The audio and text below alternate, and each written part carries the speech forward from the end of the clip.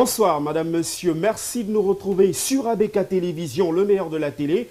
Ce début de semaine pour ABK Info Soir. Tout de suite, les titres. Et nous parlerons de société en titre de cette livraison de l'information. Ce 5 septembre 2016 marquait le retour pour les estivaliers sur les bancs de l'école. Une rentrée scolaire qui fut donc effective sur l'ensemble du triangle national dans cette livraison d'ABK Info Soir. Nous ferons le tour de quelques établissements scolaires où les entrées, vous allez le voir, étaient quelquefois filtrées. Toujours en titre, nous parlons en société de cet acte de philanthropie d'une femme de cœur, Laudio Martine, vice-présidente du syndicat départemental des commerçants détaillants du Vouri, présidente de la section marché Mopi, qui a offert un kit de matériel scolaire à près de 400 enfants démunis. C'était dimanche dernier à Bépanda, dans le 5e arrondissement de la ville de Douala. Et puis à l'échelle continentale, nous parlerons du Gabon et cette reprise du travail plutôt timide et précaire. Ce lundi, plusieurs fonctionnaires, vous allez le voir, sont restés terrés chez eux. Ils avaient donc peur des violences post-électorales qui se poursuivent dans le pays. Néanmoins, devant les guichets du Trésor, plusieurs fonctionnaires ont été aperçus en train d'opérer des opérations de retrait d'argent. Voilà pour les principaux titres d'ABK Info Soir. Les développements, c'est juste après le break.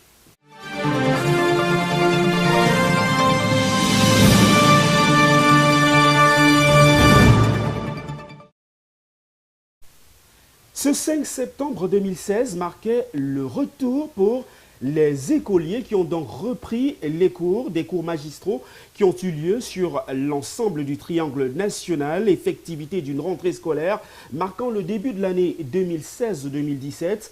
Dans plusieurs établissements scolaires, l'heure était donc au retrouvailles. Les entrées étaient certes filtrées pour les parents, les enseignants, mais également des élèves. C'est le cas au collège Deo Gracia où le proviseur a lui-même personnellement effectué le tour du propriétaire, dispensant ça et là quelques conseils à la fois aux élèves mais également au corps enseignant. Je vous propose de suivre ce reportage de Céleste Capen, William Méli.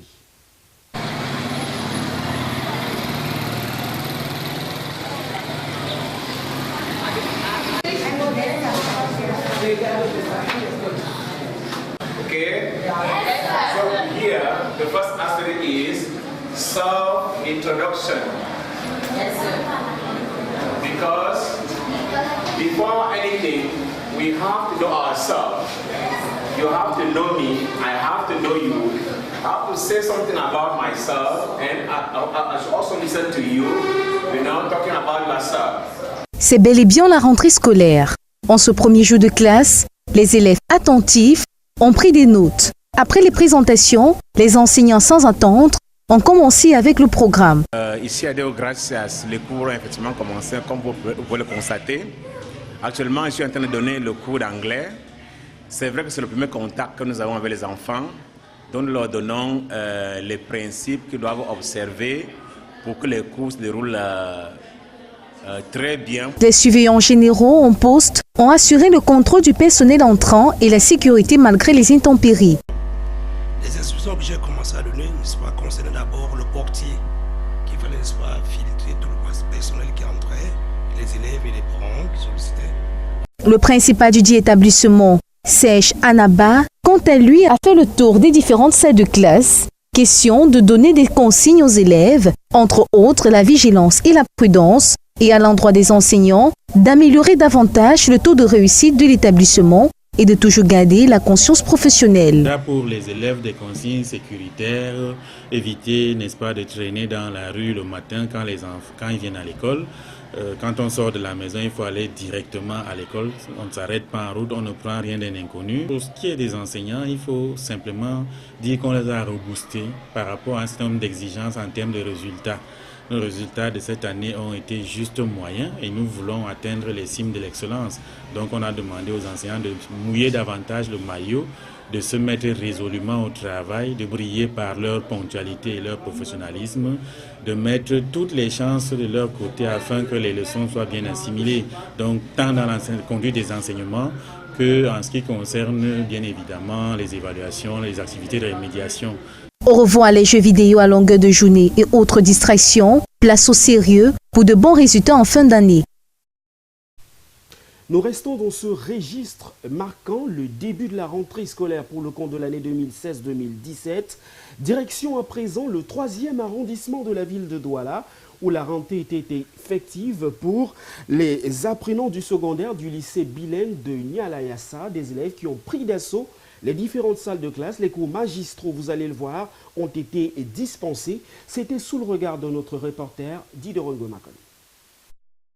5 septembre 2016, au lycée bilingue de Niala, c'est la rentrée scolaire. Un tour ce matin au lycée bilingue de Niala, tout ou presque, est fait pour accueillir les élèves. Dans les salles des classes, les enseignants, après les présentations, dispensent le premier cours sans attendre. Les surveillants, disposés ça et là, se refusent de toute complaisance et appliquent la discipline aux élèves présentant certaines inconformités. On ne peut pas les chevaux comme ça. Sortez. Regarde les pieds, regarde. Macron, la rentrée au lycée bilingue de Niala est effective tel que vous l'avez constaté. Les élèves ont répondu présents ce matin. Et comme vous l'avez constaté aussi, il y avait le personnel administratif qui était préparé pour pouvoir les accueillir. Effectivement, les infrastructures sont prêtes à accueillir les élèves. Depuis plus d'une semaine, nous avons procédé au nettoyage, à la restauration des bancs, à passer le coup de la doisine sur les tableaux et à refaire même les tableaux qui n'existaient plus. Les toilettes ont été reprises. La fine pluie qui s'est abattue dans la ville n'a pas permis la cérémonie de levée de couleur. Quant à la rentrée scolaire, elle est effective ici. Nous restons avec vous, Diderot Gomakon, pour évoquer cette fois-ci en geste d'une dame de cœur, la maire du 2e arrondissement de la ville de Douala, qui en prélude à cette rentrée scolaire a donc offert un kit de matériel scolaire aux élèves de son arrondissement. Reportage. Ces jeunes ont choisi de s'exercer en communication. Pendant 2 mois, au travers des ondes de la 103.9 Dynamique FM, ils se sont frottés au plus beau métier au monde, le journalisme. Ce 3 septembre 2016, au cours d'une cérémonie fort courue, leur encadreur a procédé à la remise des attestations qui sanctionnent la fin de leur stage. Pour le représentant du délégué régional de la communication, au-delà de la passion, le professionnalisme est le déterminant dans le corps. Après le stage, des plages restent disponibles pour la suite de l'aventure. Je suis très flatté, tout d'abord en tant que leur encadreur, satisfait. Pourquoi? Parce que cette promotion m'a montré quand même qu'ils avaient de la matière. C'est vrai que ça n'a pas été facile au départ parce que lors du casting, d'autres pensaient qu'on devait choisir les meilleurs, ceux qui étaient plus diplômés. Pourtant, ce n'était pas ça ma vision. Ma vision, c'était de savoir d'abord, parce qu'on dit tout journaliste, être journaliste, ce n'est pas celui qui sort de l'ESTI, mais c'est celui qui a un potentiel, qui peut avoir un bac plus 3 avec 5 ans d'expérience, est un journaliste.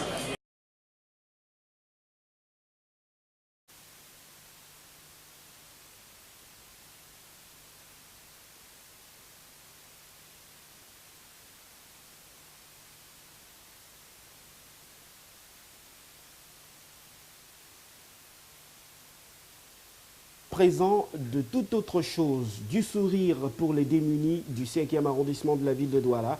L'action de philanthropie est à mettre à l'actif d'une dame, la vice-présidente du syndicat départemental des commerçants détaillants du Vouri, présidente de la section marché Mopi. Le Dieu Martine, dimanche dernier, a en effet offert un kit de matériel important à près de 400 démunis. C'était sous le regard, une fois de plus, de notre reporter Diderot Gomakon. Un kit scolaire fait de cahiers et autres accessoires de classe, c'est la cagnotte que Madame Martine Lodieu a offert aux enfants démunis de Bépanda. À la veille de la rentrée scolaire, la présidente du SICODEV, par ce geste de cœur, s'est rendue utile. Elle a été un enfant démuni. Et quand tu es un enfant démuni, que tu as été passé par la souffrance, il faut toujours penser à ceux qui sont passés par cette situation. Papa est mort, je le connais. Je me suis débrouillée jusqu'à ça a été à ce niveau. Il fallait que je pense qu'il y a des enfants demain. Il y a des enfants qui vont aussi passer par ce chemin-là. C'est pour ça que je les encourage. Je ne peux rien manger sans garder ce que je vais donner aux enfants démunis à la rentrée scolaire parce que je suis passée par là. Je remercie le Seigneur comme je pense à ces enfants. Pour cette 4e édition, Martine Lodieu a mis les petits plats dans les grands. De la maternelle au supérieur, chaque enfant a trouvé son compte. La donatrice s'entend éteinte dans d'autres arrondissements de la ville. Au moins 400 élèves. C'est pour seulement ici, même dans le village, je fais. L'année que j'ai envie de voir. Quand ça va finir, je vais commencer encore à faire la pratique. Et le continu, je l'ai toutes sortes de cadeaux. En santé à présent, la Société camerounaise de physiothérapie a donné une campagne de sensibilisation et de dépistage gratuit, de consultation gratuit les 3 et 4 septembre, dernier donc au Parc Ovita dans le 5e arrondissement de la ville de Douala. Le but de cette rencontre était d'apporter des solutions aux problèmes de santé, notamment, vous allez le voir, des problèmes liés aux nerfs et à la déformation. Christelle Famba nous en dit davantage. La Société camerounaise de physiothérapie a tenu sous le haut patronage du ministère de la Santé publique une campagne de consultation et de sensibilisation gratuite du 3 au 4 septembre 2016 au Parc Ovita de Douala. L'objectif était de faire connaître davantage et d'informer sur cette discipline du corps médical. Bon, premièrement, notre objectif, c'est de vulgariser la profession parce que elle est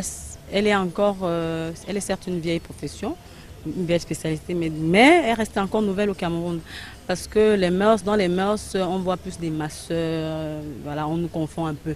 Donc les kinésithérapeutes ont décidé depuis déjà l'année dernière de sortir de l'eau pour faire la différence entre nous, les vrais professionnels de la rééducation et de la massothérapie, et les masseurs du quartier. Donc c'est la raison pour laquelle la première chose, c'est de vulgariser le métier. Nous allons dans les endroits populeux comme le parcours Vita que nous avons choisi. Nous allons dans des quartiers aussi populaires pour pouvoir parler de cette spécialité. Des consultations gratuites, des orientations et des conseils pratiques étaient l'ensemble des activités qui ont marqué ces instants. Donc la kinésithérapie, c'est quoi? C'est le traitement par le mouvement. Traitement thérapeutique par le mouvement. Voilà, c'est ce qu'il faut préciser. Mouvement dans le sens de masser, mouvement dans le sens des déplacements des segments osseux, dans la mobilisation. Donc c'est en fait ça la définition de la kinésithérapie. Quant aux patients ayant bénéficié de ces services, l'occasion était propice pour eux de faire part de leurs différents problèmes de santé. J'étais là tout à l'heure pour la consultation et justement, depuis un certain temps, je remarque que j'ai des douleurs dorsales et lombaires.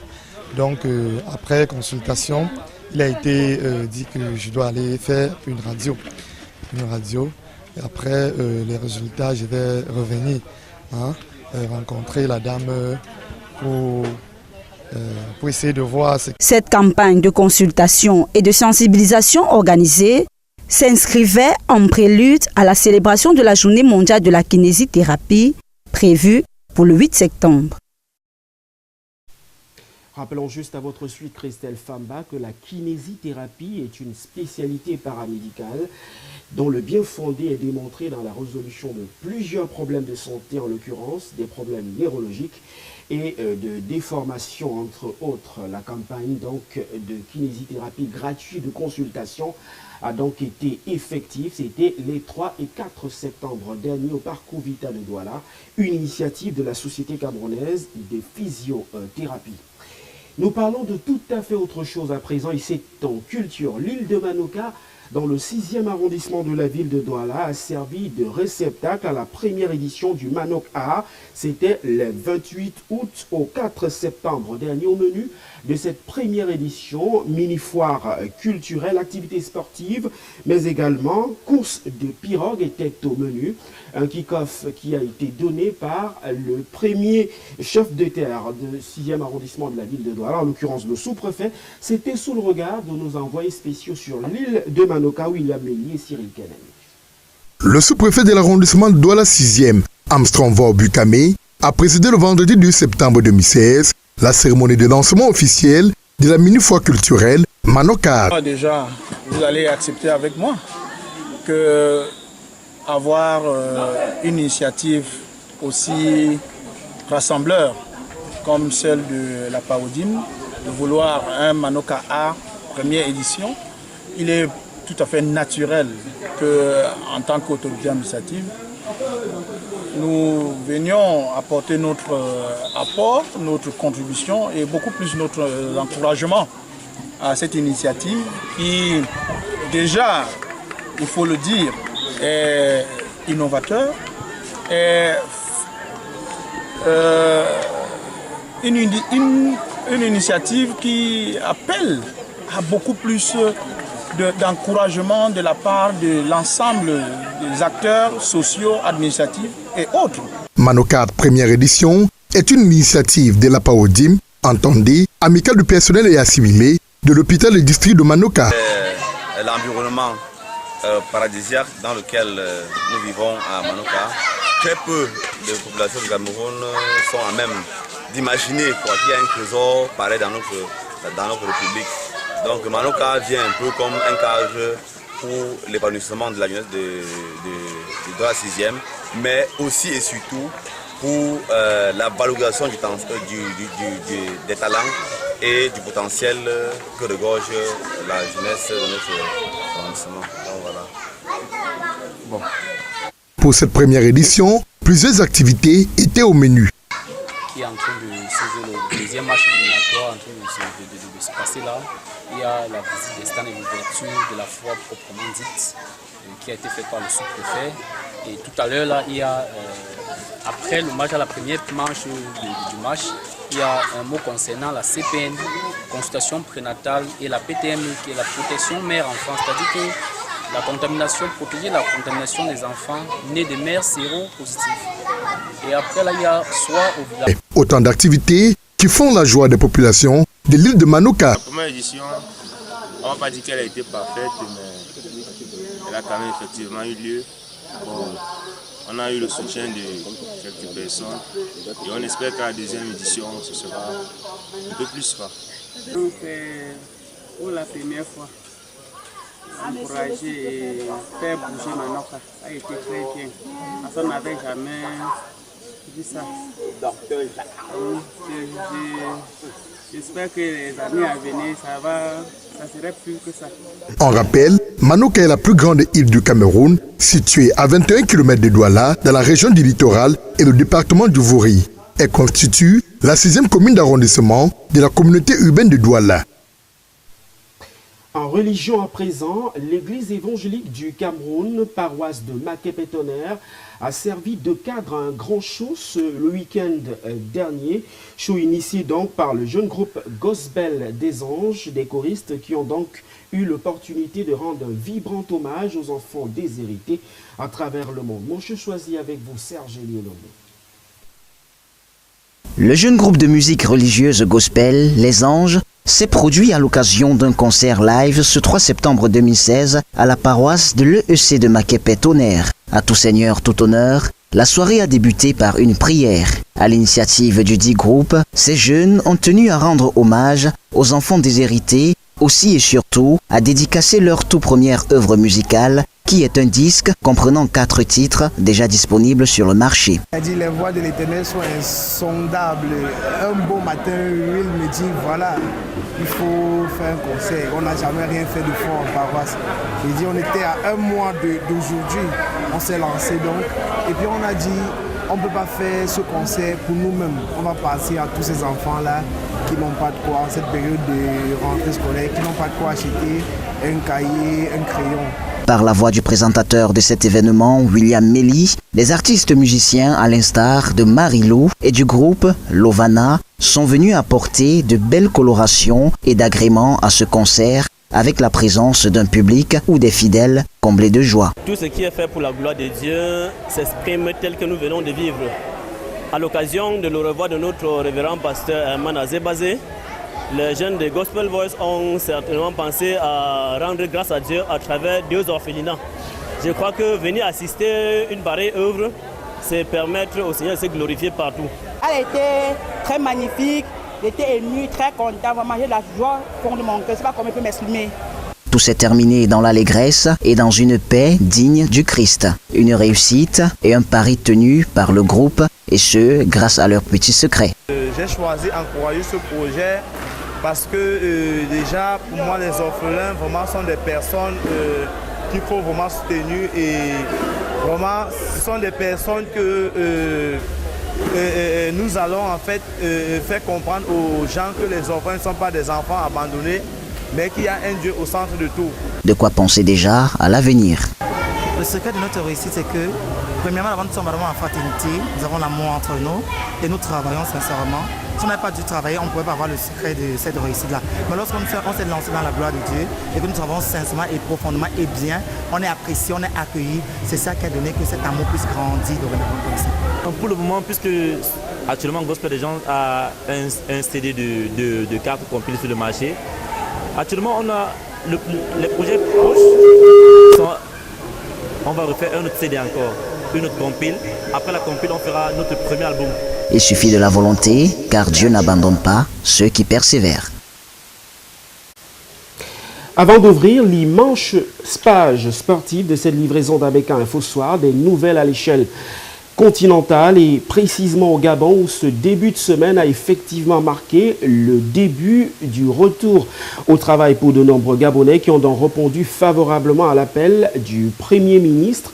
Rappelons simplement que plusieurs fonctionnaires ont été aperçus dans leurs différents bureaux, ambiance similaire dans le secteur privé, même si beaucoup de fonctionnaires sont restés terrés chez eux, sans doute effrayés par la volatilité de la situation au Gabon. De nombreux fonctionnaires ont été également aperçus devant les guichets du Trésor public gabonais, des fonctionnaires venus opérer des opérations de retrait d'argent dans les grandes surfaces à Libreville. Ce n'était certes pas la grande affluence, mais l'activité a repris son train-train quotidien. Les détails avec nos confrères de Global TV. Pris sur Libreville, la capitale gabonaise, certes à pas de loup, mais essentiel pour permettre aux uns et aux autres de trouver leur compte. La pharmacie Les Forestiers, par exemple, a ouvert ses portes à des patients qui, sans doute, attendaient ce moment avec impatience au regard de leurs différentes pathologies qui exigent un suivi pharmaceutique journalier. Il y a des populations qui sont restées plusieurs jours sans prendre leurs médicaments, particulièrement les malades tels les diabétiques, les hypertendus, qui ont besoin de leurs médicaments. Donc on a dû, nous également, prendre nos responsabilités pour que justement ces populations puissent avoir accès aux médicaments. Mais nous avons quand même cette garantie, cette sécurité autour de nous qui nous motive à reprendre l'activité. Côté assuré CNAMGS, pas de souci à se faire. Malgré la furie qui est passée par certaines des installations de cette caisse, la grande pharmacie Les Forestiers rassure. Nous prenons les dossiers CNAMGS que nous traitons, les malades ont leurs médicaments. Les dossiers, nous ferons des factures qui seront envoyées d'ici là. Je pense que les structures vont être réhabilitées le temps que nous puissions envoyer les dossiers. Mais nous... Après la pluie, le beau temps. En ce dimanche, jour du Seigneur, rendons grâce au Très-Haut et demandons-lui de toujours garder notre Gabon d'abord dans la paix et la cohésion sociale.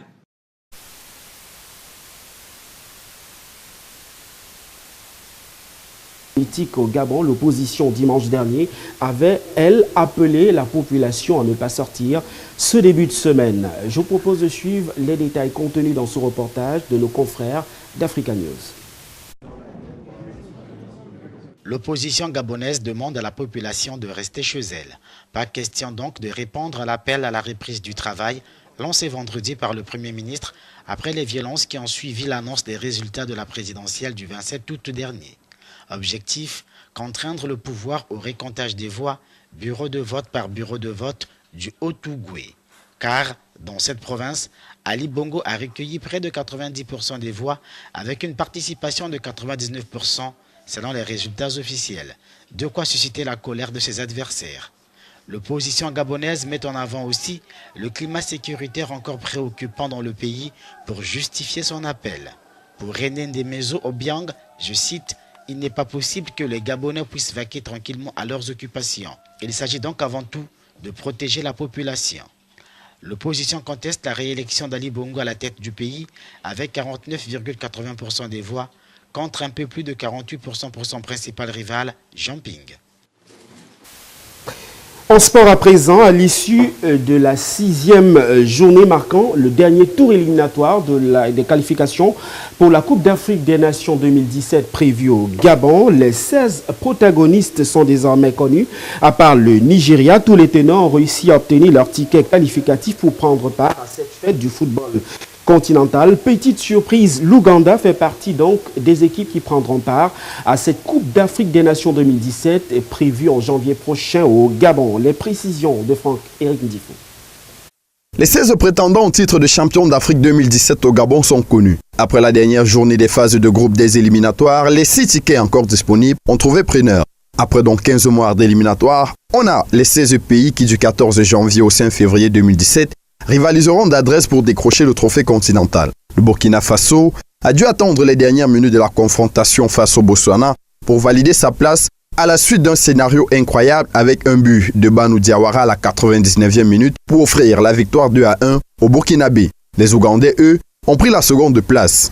Avec 13 points, ils se sont assurés l'une des 2 meilleures deuxièmes places de ces éliminatoires. Le Togo a dû attendre cette dernière journée pour finir deuxième du groupe A grâce à une large victoire 5-0 face à Djibouti. La qualification de la République démocratique du Congo était-elle prévisible? Les Léopards ont conclu ces éliminatoires par un cinglant 4-1 face à la République centrafricaine. Une liste qui est donc constituée de l'Algérie, Cameroun, du Sénégal, de la Guinée-Bissau, la Côte d'Ivoire, champion d'Afrique en titre, le Gabon, pays organisateur, le Ghana, l'Égypte, le Mali, le Maroc qui revient dans la compétition, le Zimbabwe, le Burkina Faso, la Tunisie, l'Ouganda, la République démocratique du Congo et le Togo. Au final, une seule grande nation du foot africain manquera à l'appel en janvier prochain, les Super Eagles du Nigeria. Les Nigérians, second du groupe J derrière l'Égypte, n'ont pas composté leur ticket. Malgré la difficulté, le champion en titre, la Côte d'Ivoire, sera bel et bien présente. 10 des 16 pays qualifiés étaient déjà présents lors de l'édition précédente et la Guinée-Bissau, elle, prendra part à sa première prestigieuse compétition continentale. Toujours en rapport avec la Coupe d'Afrique des Nations 2017 prévue au Gabon, les Lions indomptables ont obtenu leur ticket qualificatif à l'issue du dernier tour éliminatoire de cette Coupe d'Afrique des Nations. C'était face à la Gambie sur le score fleuve de 2-0. C'était à Limbé. Prestation revisitée par notre reporter Franck-Éric Ndifo. Si les Lions indomptables du Cameroun ont signé leur première victoire au stade Omnisport de Limbé ce samedi, en battant la Gambie 2-0 à l'occasion de l'ultime journée des éliminatoires de la CAN 2017, c'est notamment grâce à la performance de plusieurs joueurs qui ont, à leur manière, contribué à une belle performance de toute la sélection. Dans les buts, le portier Joseph Fabrice Ondoa n'a pas eu beaucoup de travail, mais celui-ci a su se comporter quand il a été sollicité, notamment dans les airs. En défense, Ambroise Oyongo Bitolo, lui, très présent sur son flanc gauche et dans la surface adverse, a été d'un apport indéniable sur le plan offensif et défensif. Adolphe Teke dans l'axe reste dans la lignée de ses précédentes sorties avec l'équipe nationale. Il a rendu une copie propre. Pour sa première sortie, Ngadeu a mis tout le monde d'accord. Il s'est adapté avec une facilité. Faye Collins, quant à lui, a réalisé une performance correcte, mais sans véritablement briller. Solide sur ses appuis, il a rarement été dépassé. Le jeune Djoum a une prestation appréciable. Siani Sébastien, comme à son habitude, a multiplié les efforts pour aider l'équipe à dominer la bataille du milieu de terrain. Sali Edgar n'a pas livré une prestation surprenante, car Toko Ekambi a été très remuant. Il est d'ailleurs l'homme de ce match. À l'origine du pénalty transformé par Benjamin Mukanjo, il a signé le second but. Le capitaine du jour, Benjamin Mukanjo, en voulant défendre son statut, a réalisé un bon pressing, quelques transmissions et de bonnes remontées, mais rien de flamboyant. Le jeune També Dib, qui faisait ses débuts avec la sélection, a eu du mal à trouver ses repères. Les Lions devront confirmer en amical ce mardi face au Gabon, mais avec 4 joueurs en moins rentrés en club. Il s'agit de Karl Toko Ekambi d'Angers, d'Adolphe Teke du FC Sochaux, de Fabrice Ondoa du FC Sevilla et de Sébastien Siani, capitaine du KV Ostenden. Toujours en sport, à une journée de la fin de la saison en Ligue 1, 3 formations sont d'ores et déjà sûres d'évoluer en division inférieure, notamment en Ligue 2. Il s'agit de Cosmos Dumbam, mais également Botafogo et la Panthère d'Undé qui complète donc ce trio des mauvais élèves de la saison en Ligue 1. Les précisions avec vous, Franck-Éric Ndifo. Panthère d'Undé et Botafogo de Douala accompagneront Cosmos Dumbam en Ligue 2. À une journée de la fin de la saison en Ligue 1, les décisions au bas du tableau sont déjà tombées. Suite à sa défaite face aux Astres de Douala au stade Omnisport de Bépanda, Panthère Sportive d'Undé évoluera la saison prochaine en Ligue 2. Les Fauves d'Undé payent la maladresse managériale qui sévit à Bagonté depuis 2 saisons déjà. Botafogo, quant à lui, a été définitivement renvoyé en Ligue 2 par celui-là même qui l'avait porté à ce niveau. Le coach Laurent Jam et ses poulains de Lions blessés de Futuni ont battu Botafogo à Bafang ce dimanche 2-1. Cosmos Dumbam, qui avait déjà plié bagage, s'est incliné à domicile face à Unisport du Onkam, 1-3. Au sommet, si la place de leader a déjà été scellée en faveur de UMS de Loum, les garçons du coach Eki ont embelli leur saison avec une autre victoire à domicile sur Dragon 2-0. La seconde place reste possible pour 2 clubs. Coton qui a enregistré le nul vierge 0-0 face à Edding et Young Sport Academy qui a battu Bamoutos 1-0 à Baminda. Avec 57 points pour Coton et 56 chez Yossa, la lutte à distance s'annonce rude pour ces deux équipes lors de la 34e journée. En battant New Star de Douala 2-0, le Canon sportif de Yaoundé a sauvé sa place en Ligue 1 la saison prochaine. Dans la dernière rencontre, Union et Aigle ont fait match nul 1 but partout. Les Nassar Agamakai perdent tout espoir de compétition africaine la saison prochaine. Plus qu'une journée et la saison sera donc terminée en Ligue 1. Et c'est donc avec cette actualité sportive fleuve que nous mettons un terme à cette première livraison d'ABK Info Soir de la semaine. 1000 fois merci de nous avoir accordé votre attention particulière. Nos programmes se poursuivent sur le meilleur de la télévision. Bonne rentrée scolaire à tous les apprenants du primaire et du secondaire. Bonsoir.